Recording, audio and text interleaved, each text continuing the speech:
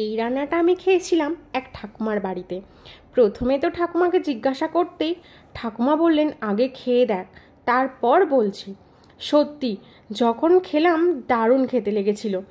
ব্যাস তাড়াতাড়ি ঠাকুমার থেকে রেসিপিও জেনে নিলাম। বানাচ্ছি ইলিশ মাছের মাথা দিয়ে কচুর শাক। এই ইলিশ মাছের সিজনে এই রান্নাটা একবারও আমাদের বাড়িতে হবে না, তা কেমনে হয়? তাহলে চলুন বানাই। কচুর শাক বানানোর জন্য প্রথমেই ভালো করে কচুর শাক কেটে নিতে হবে।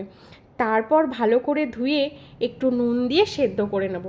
সেদ্ধ করে জল ফেলে দিতে হবে, না হলে গলা কুটকুট করবে। তারপর কড়াতে তেল গরম করে ইলিশ মাছের মাথাটা ভেজে তুলে রাখবো। এবার ওই তেলেই কালো জিরে শুকনো লঙ্কা ফোড়ন দিয়ে কুচনো পেঁয়াজ দিয়ে দেব। পেঁয়াজ লাল লাল হয়ে গেলেই কুচি করা 3 কোয়া রসুন দিয়ে ভালো করে নেড়ে কচুর শাকটা দিয়ে দিতে হবে। এবার যতক্ষণ পর্যন্ত কচু শাক থেকে জল শুকোচ্ছে ততক্ষণ নাড়তে থাকতে হবে। প্রায় 15 মিনিট পর কচুর শাকটা এই পর্যায়ে দাঁড়াবে। নামানোর আগে কিছুটা চিনি দিয়ে নামিয়ে নিলেই রেডি ইলিশ মাছের মাথা দিয়ে কচুর শাক।